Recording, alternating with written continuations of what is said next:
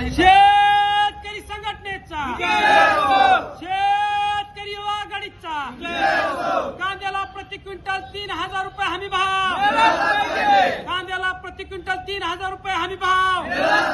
आणि कोण म्हणतोय देत नाही? कोणता म्हणतोय देत नाही? कांद्याला 1,000 रुपये तात्काळ अनुदान, कांद्याला 1,000 रुपये प्रति क्विंटल अनुदान. प्रदेशाध्यक्ष शंकर गायकवाड. आज आम्ही कृषी उत्पन्न बाजार समिती सोलापूर जे कांद्याचं सगळ्यात मोठं मार्केट आहे, या मार्केटमध्ये कांद्याचे जे लिलाव 400 आणि 500 रुपये जात होते ते लिलाव आम्ही बंद पाडलेले आहेत, आंदोलन केलेलं आहे.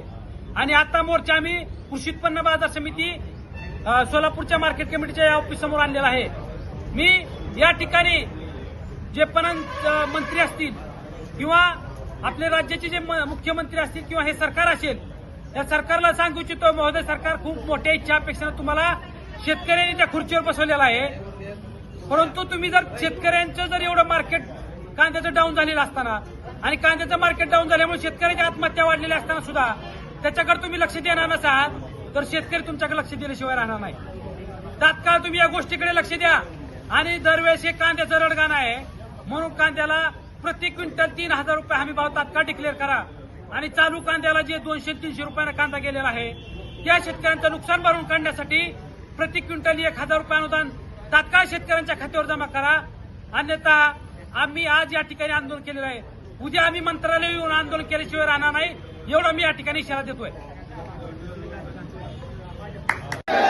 शेतकरी युवा आघाडीचा कांद्याला 1,000 रुपये अनुदान, कांद्याला 1,000 रुपये प्रति क्विंटल अनुदान.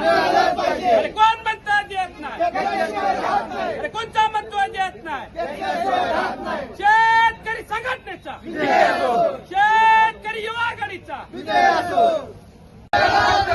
कोण म्हणतोय देत नाही? अरे कोणता म्हणतोय देत नाही? कांद्याला प्रति क्विंटल 1,000 रुपये अनुदान. अरे कोण म्हणतोय देत नाही? अरे कोण म्हणतोय देत नाही? 2,000 रुपये कांदा गेला पाहिजे. कांद्याचा कांदा लुटायला बंद करा. शेतकरी संघटनेचा